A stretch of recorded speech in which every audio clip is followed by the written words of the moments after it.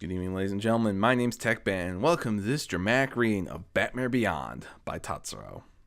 Chapter 1, Unexpected Gift. Bruce Wayne sighed as he hung up his costume for the last time. The heart attack he'd had while trying to save the kidnapped girl had made one thing plain to him. He was too old to continue to be Batman, no matter how much he loathed the idea. However, when his only chance for survival and completing the mission had been picking up the gun and threatening the thug with it, he knew he could hide from that truth no longer. Walking up the steps out of the Batcave, he turned for one last look at who he once had been. He also realized he would have to stop trying to fight Derek Powers' attempted takeover of Wayne Enterprise. At least if a single company took over or absorbed the company, some vestige of his father's legacy would remain. As it was plain, Bruce himself would have none of his own. Never again, he said to the cave at large, referring to both being Batman and fighting in general, turning off the lights one by one. As the cave went dark for what he was sure would be the last time, he turned to leave. However, noise deep in the cave, noise that wasn't caused by the resident bats, made him turn back to switch on the lights. The noise was from one of the vault rooms, where he stored those things recovered in battles with supervillains that he deemed too dangerous to leave anywhere far beyond his sight. Striding confidently in, he brought no weapons with. While Cruel had laid some grip on him, he did not feel as though he had succumbed completely as yet. He could still defend his home. As he drew closer to the noise, however, he grew more cautious. The noise was coming from the vault in which he stored the dangerous magical artifacts.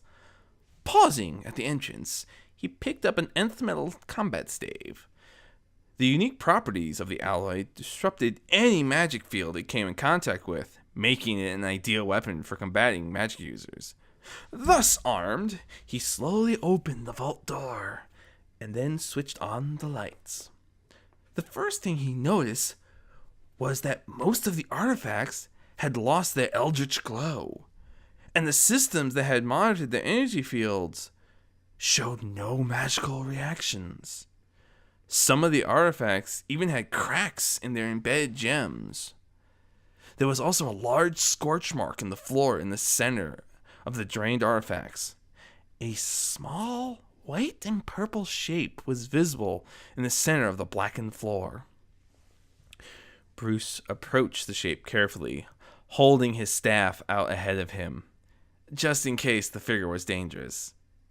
He could feel his blood pumping faster as his body prepared for battle. Before he could get any closer, his heart began to beat out of rhythm, having been pushed too hard as it was still recovering from the strain of earlier in the night. Clutching his chest, he staggered, falling to his knees, using the staff to hold himself up as he grunted in pain. He closed his eyes, struggling to regain focus and calm his labored heart. A strange coolness flooded into his chest. Opening his eyes, he found himself wondering if maybe his heart had given out and he had stumbled into the afterlife, or if perhaps the kidnapper from earlier had successfully killed him after all. He couldn't really find any other logical explanation for what he was seeing. A tiny white unicorn with an expertly curled purple mane and tail looked up at him with bright blue eyes. A pale blue glow surrounded her horn, flowing from it into his chest, matching the cool sensation that eased his laboring, faltering heart. Feeling his levels of strength return to normal, he lowered himself all the way to the floor, letting the tiny filly crawl into his lap. He began a more minute evaluation of the filly. Her coat was a pure white and very fine, but meticulously cared for. Her mane was quite luxurious, and her horn a perfect spiral. The only marking of any sort on her body was a mark of 3 blue diamonds, the exact shade of her eyes, and the glow from her horn, on each side of her rump. Her hooves also weren't what he expected of equine hooves, as they had a somewhat amorphous quality.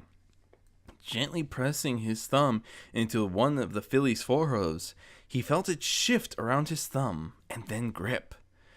Gently disentangling his thumb from her grip, he pushed himself to his feet, holding her in one arm as he made his way back out. For her part, the filly seemed fascinated with his clothing, running her hooves over the fabric and, at one point, nibbling on a button. Bruce couldn't stop himself from smiling. "What a rarity I found," he mumbled under his breath. The tiny filly swiveled her head to look at him, her eyes wide. "What?" he asked curiously. "Something to say?" He didn't expect her to speak. The filly pointed to herself. "Rarity!" she said firmly. Bruce stared. The creature he had found was not just unique to his experience, but capable of speech. "Your name is Rarity?" he asked, intrigued. Rarity nodded firmly. She then gasped, reaching towards a line of Batman costumes, seeming fascinated with them. "No," Bruce said firmly. "Those aren't toys." He walked up the stairs, turning off the lights as he went up. Rarity frowned, plainly pouting. She then looked up at him, her lips pursed as she begged. "That won't work," Bruce replied firmly. Rarity returned to her pouting. Bruce chuckled. "Well, you're certainly going to be a handful," he said softly. "Should be interesting." He gently stroked behind one ear, smiling as she leaned into the caress. And here we are, ladies and gentlemen, at the beginning of Batmare Beyond. This is... the second Tatsuo said, "Hey, you do okay with Rarity. You should try this." I knew I was going to enjoy this. I actually remember watching when Batman Beyond, the movie, the 1 hour special they did, the sort of Who is Terry, all that in-show came out. I remember the premiere. I remember watching that. So this is a series I'm very, very familiar with, and again, DC Comics are my favorite. Don't get me wrong, Marvel does some okay work, but I'm a DC fanboy till the death of me. And I will fight each and every one of you on that topic. In the meantime, folks, my name's TechBan. I wish you all good luck, good hunting, and safe travels. I'll see you in the next one, my Benditos.